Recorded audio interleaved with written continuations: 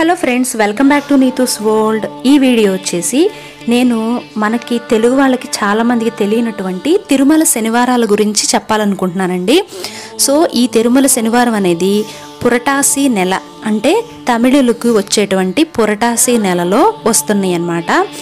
ఈ నెల ఎప్పుడు ప్రారంభం అవుతుంది అని అంటే 17 సెప్టెంబర్ వెన్స్డే అన్నమాట. బుధవారం 17 సెప్టెంబర్ నుంచి 17 అక్టోబర్ శుక్రవారం వరకు వస్తుందన్నమాట. ఈ 30 రోజుల్ని పురటాసి మాసం అని చెప్పి అంటారు తమిళులు. ఇప్పుడు మనం శ్రావణ మాసం ఎంత ఇంపార్టెంట్గా చేసుకుంటామో అలాగే ఈ పురటాసి నెలని కూడా అంత పవిత్రంగా చేసుకుంటాము. ఈ నెలంతా కూడా విష్ణువుకి పూజ చేసుకుంటారనమాట. అయితే ఈ పురటాసి నెలలో చాలా ముఖ్యమైనటువంటి శనివారాలండి.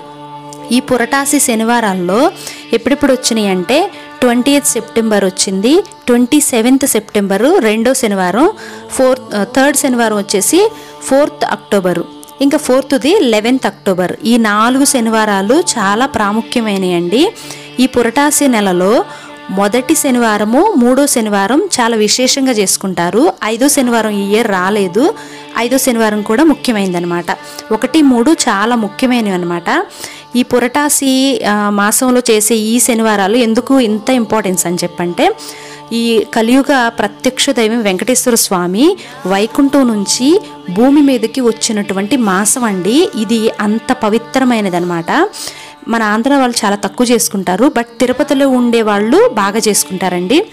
మెయిన్ ఈ పురటాసి నెల అనేది తమిళీయులకి సంబంధించింది అనమాట.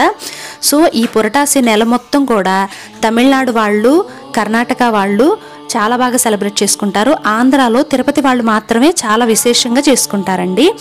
ఈ వెంకటేశ్వర స్వామికి ఈ శనివారాల్లో ఈ 4 శనివారాలు చేస్తే మంచిది. 1, 3 అది చాలా ముఖ్యమైనటువంటివి అనమాట. ఈ నెలలో మనకి వెంకటేశ్వర స్వామి పూజ ఎలా చేయాలనేది నండూరి శ్రీనివాసరావు గారు పూజ వీడియోలు ఉంటాయి కదా, సో దాంట్లో చూసి చక్కగా పూజ అయితే చేసుకోవచ్చండి. 10 నిమిషాల పూజ కూడా ఉంది, అంత పెద్దది చేయలేని వాళ్ళు. లేదు మాకు టైం ఉంది పెద్దగా చేసుకోవాలనుకున్నా పెద్దది కూడా చేసుకోవచ్చు అనమాట. ఈ శనివారాల్లో చాలా ముఖ్యమైనది ఏంటి అంటే పిండి దీపం. బియ్యపిండి, బెల్లము, ఆవు పాలు వేసి చేసినటువంటి దీపం అనమాట. తమిళనాడు వాళ్ళు మావిలక్కు అని చెప్పి అంటారు. సో దాంతోపాటు మీకు నచ్చిన 7 రకాల ప్రసాదాలైనా పెట్టొచ్చు. లేదు మేము అంత చేయలేము అనుకుంటే 1, 2 ప్రసాదాలు, ఫ్రూట్స్ పెట్టి ఈ పురటాసి నెలలో శనివారాలు వెంకటేశ్వర స్వామికి పూజ చేయొచ్చండి.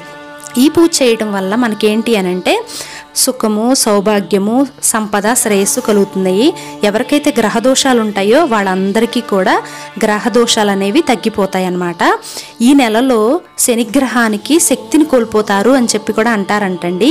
ఎందుకంటే ఆ కలియుగ ప్రత్యక్ష దైవం అనే వెంకటేశ్వర స్వామి ఈ భూమి మీదకి అవతరిస్తున్నారు కాబట్టి.